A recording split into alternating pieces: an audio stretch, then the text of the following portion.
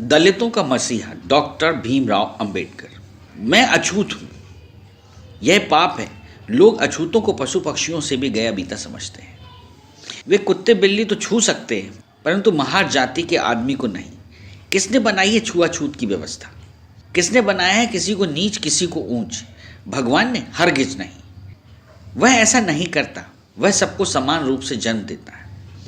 यह बुराई तो मनुष्य ने पैदा की है। मैं इसे समाप्त करके रहूंगा। अपने मन में इस निश्चय का अंत करने वाले डॉक्टर भीमराव अंबेडकर मध्य प्रदेश के महू नगर की धरती पर 14 अप्रैल 1891 को एक महार परिवार में जन्मे।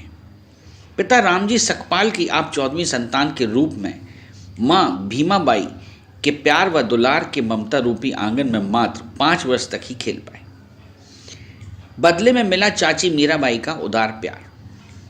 अंबेडकर को चाची प्यार में भीमा नाम से पुकारती थी। कालांतर में यही बालक भीमराव रामजी अंबेडकर कहलाया। उस वक्त भारत गोरी सरकार की गिरफ्त में था और भारत पर उसका एक छत्र राज्य था। अंग्रेज हिंदुओं में इस छुआछूत रूपी बीज को डालकर फूट डालो और शासन करो की फसल काट रहे थे, और हिंदू फंसे थे ऊंच नीच, छोटा बड़ा, ब्राह्मण, ठाकुर, कायस, चमार, कोरी अर्थात इन भेदभाव की तुच्छ व निचली भावनाओं के दलदल में। भीमराव संस्कृत की शिक्षा ग्रहण करना चाहते थे, परंतु संस्कृत के शिक्षक ने उन्हें शिष्य रूप में स्वीकार नहीं किया, क्योंकि वह अछूत थे। विवश होकर उन्हें फारसी भाषा का अध्ययन करना पड़ा। अध्यापक उनकी अभ्यास पुस्तिका तथा कलम तक भी नहीं छू सकते थे। उन्हें पूरे दिन स्कूल में प्यासा रहना पड़ता था, क्योंकि अछूत होने के कारण वहां पानी भी नहीं पी सकते थे। सन 1905 में रामाबाई नाम की कन्या से शादी कर पिताजी के साथ मुंबई पहुंचकर एल्फिंस्टन स्कूल में प्रवेश लिया, जहां छुआछूत की भावना नहीं थी। सन 1907 में मैट्रिक परीक्षा उत्तीर्ण करने पर बड़ौदा के महाराजा सयाजी राव गायकवाड़ ने प्रसन्न होकर 25 रुपये मासिक छात्रवृत्ति देना आरंभ किया। पिता की अचानक मृत्यु हो जाने पर बड़ौदा महाराज के यहाँ से नौकरी से त्यागपत्र देकर तथा बाद में बड़ौदा महाराज की छात्रवृत्ति पर अमेरिका चले गए, जहां 1915 में एमए तथा 1916 में पीएचडी की उपाधि पाने में सफलता हासिल की। बाद में 1923 में लंदन पहुंचकर डीएससी तथा बारेट लॉ की उपाधियां प्राप्त की। लंदन में रहकर डॉक्टर अंबेडकर ने ब्रिटेन के संसदात्मक जनतंत्र, स्वतंत्रता तथा उदारवादिता के मूल्यों का गहन अध्ययन किया। अमेरिका, ब्रिटेन तथा जर्मनी की यात्रा के पश्चात डॉक्टर भीमराव भारत लौट आए। यहाँ पर फिर वही अतीत के जीवन की मार झेलनी पड़ी। उन्हें होटलों तक में रहने का स्थान नहीं मिला। कर्मचारी वर्ग भी उनसे कोड़ी के समान घृणा करने लगा। उन्होंने हिंदू समाज के इस कलंक छुआछूत के विरुद्ध संघर्ष का बीड़ा उठाया। महाराजा कोल्हापुर की सहायता से डॉक्टर साहब ने 1920 में मूक नायक नामक पत्रिका का प्रकाशन कर अपने समाज की शोचनीय दशा का वर्णन किया। हिंदू समाज व्यवस्था पर तीखे व्यंग्यों के कोड़े छोड़े, क्योंकि वह हिंदू समाज अंग्रेजों की पराधीनता रूपी पिंजड़े में कैद पंछी की तरह फड़फड़ा रहे थे। डॉक्टर साहब ने हिंदुओं को जगाते हुए उनमें चेतना रूपी प्रकाश भरकर कहा, स्वतंत्रता दान में मिलने वाली वस्तु नहीं है, इसके लिए हमें संघर्ष करना पड़ेगा। 1927 में डॉक्टर भीमराव ने बहिष्कृत भारत नामक मराठी पत्रिका का प्रकाशन किया। शोषित समाज को अपने अस्तित्व तथा सम्मान को पाने हेतु इस पत्रिका ने मुर्दे में जान डालने का काम किया। उनकी इस गर्जना के प्रभाववश समाज में उथल पुथल आरंभ हो गई। उनकी इन सामाजिक सेवाओं से सम्मानार्थ 1927 में उन्हें मुंबई विधान परिषद का सदस्य मनोनीत किया गया। इस पद पर कार्य करते हुए डॉक्टर साहब ने शासन तथा जनता के समक्ष दलित समाज की अन्यायपूर्ण स्थिति को ध्वनित किया। सामाजिक अछूतोद्धार कार्यक्रम के ही अंतर्गत बहिष्कृत हितकारी सभा की स्थापना भी की तथा मुंबई के सिद्धार्थ कॉलेज का भी श्री गणेश किया। बाद में औरंगाबाद में मिलिंद कॉलेज का पुनरुद्धार किया तथा पीपल्स एजुकेशन सोसाइटी की स्थापना भी की, जिसके अंतर्गत आज लगभग 15-20 छोटे बड़े कॉलेज कार्यरत हैं। इंडिपेंडेंट लेबर पार्टी की स्थापना कर अपने अभियान को कानूनी एवं राजनीतिक संरक्षण प्रदान किया।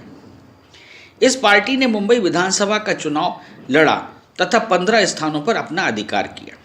विधानसभा में विपक्ष के नेता के रूप में अनेकानेक सुधारक कानून बनवाकर समाज उत्थान हेतु महत्वपूर्ण कार्य किए। 1942 में आपको गवर्नर जनरल की कार्यकारिणी में श्रमिक के प्रतिनिधि के रूप में चुना गया। इस गौरवपूर्ण पद पर रहकर सन 1946 तक सेवा करते रहे। बंगाल विधानसभा हेतु 1946 में ही आपको चुना गया, जहां इन्होंने भारत एक हो का नारा दिया।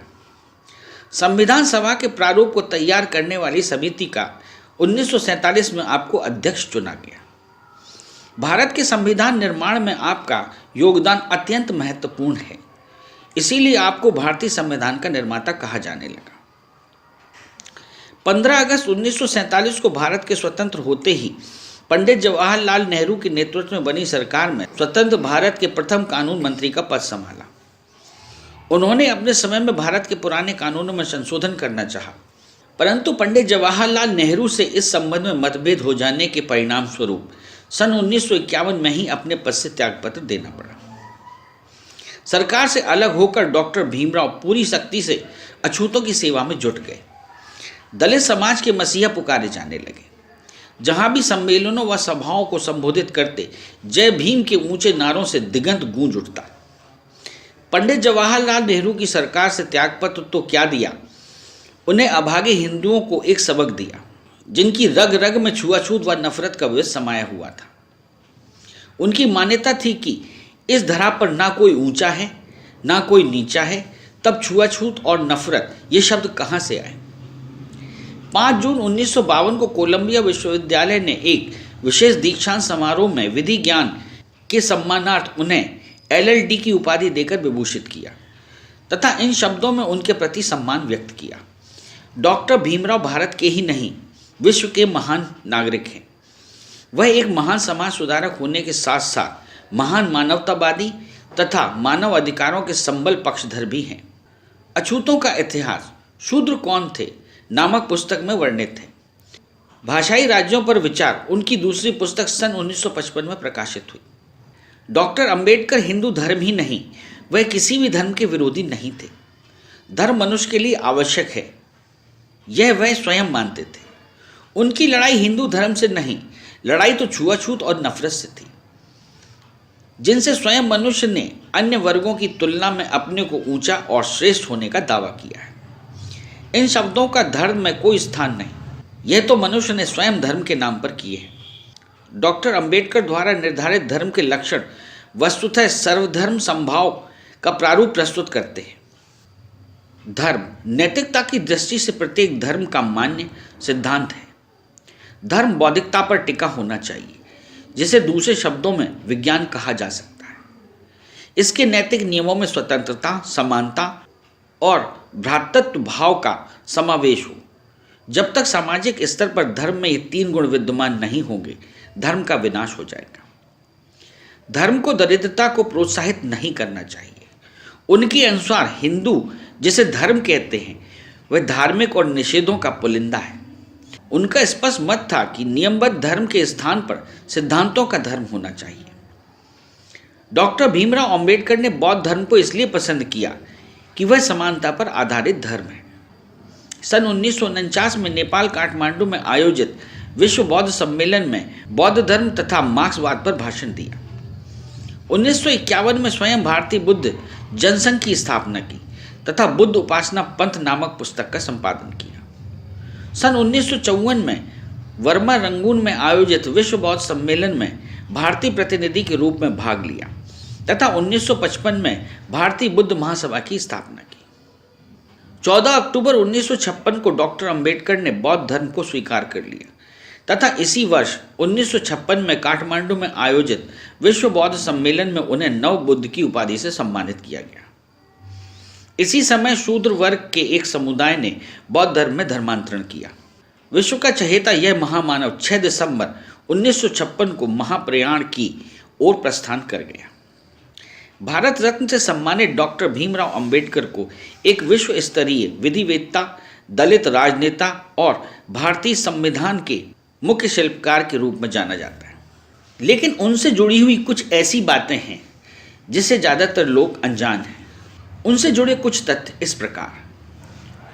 डॉक्टर अंबेडकर अपने माता पिता की 14वीं और आखिरी संतान थे। अंबेडकर का वास्तविक सरनेम अंबावडेकर था, लेकिन उनके शिक्षक महादेव अंबेडकर, जो उन्हें बहुत मानते थे, ने स्कूल रिकॉर्ड्स में उनका नाम अंबावडेकर के स्थान पर अंबेडकर कर दिया। अंबेडकर विदेश जाकर अर्थशास्त्र में डॉक्टरेट की डिग्री हासिल करने वाले पहले भारतीय थे। भारतीय तिरंगे में अशोक चक्र को जगह देने का श्रेय भी डॉक्टर बाबा साहब भीमराव अंबेडकर को जाता है। मध्य प्रदेश और बिहार के बेहतर विकास के लिए बाबा साहब ने 50 के दशक में ही विभाजन का प्रस्ताव रखा था, पर सन 2000 में जाकर ही इनका विभाजन कर छत्तीसगढ़ और झारखंड का गठन किया गया। बाबा साहब के निजी पुस्तकालय राजगृह में 50,000 से भी अधिक उनकी किताबें थीं और यह विश्व का सबसे बड़ा निजी पुस्तकालय था। बाबा साहब द्वारा लिखी गई पुस्तक waiting for a visa Columbia विश्वविद्यालय में टेक्स्ट बुक है। कोलंबिया विश्वविद्यालय ने 2004 में विश्व के शीर्ष 100 विद्वानों की सूची बनाई थी और उसमें पहला नाम डॉक्टर भीमराव अंबेडकर का था। अंबेडकर कुल 64 विषयों में मास्टर थे। वे हिंदी, पाली, संस्कृत, अंग्रेजी, फ्रेंच, जर्मन, मराठी, पर्शियन और गुजराती जैसे 9 भाषाओं के जानकार थे। इसके अलावा उन्होंने लगभग 21 साल तक विश्व के सभी धर्मों की तुलनात्मक रूप से पढ़ाई की थी। दुनिया में सबसे अधिक स्टैचू बाबा साहब के ही हैं। वर्तमान में जिस विमुद्रीकरण की चर्चा चारों तरफ हो रही है, उसके बारे में बाबा साहब अंबेडकर ने अपनी किताब द प्रॉब्लम ऑफ रूपी, its origin and it's solution में कई सुझाव दिए हैं। उन्होंने अपनी किताब में वर्णन किया है कि अगर किसी देश में काला धन और जाली नोटों को समाप्त करना हो तो हर 10 वर्ष बाद उस देश की करेंसी का विमुद्रीकरण कर देना चाहिए। सच्चे अर्थों में डॉक्टर अंबेडकर एक महामानव, सच्चे देशभक्त और महान मानवतावादी थे। आज भारतीय उन्हें मात्र दलितों का मसीहा, शोषितों का मसीहा कहकर डॉक्टर अंबेडकर के ही नहीं, भारत के विस्तृत व महान व्यक्तित्व को संकुचित करते हैं। यूँ भी मान लिया जाए कि डॉक्टर अंबेडकर मात्र दलितों के ही मसीहा थे तो एक विशेष वर्ग तक सीमित करने वाले आप भारतीय लोग ही तो थे, परंतु ऐसा नहीं।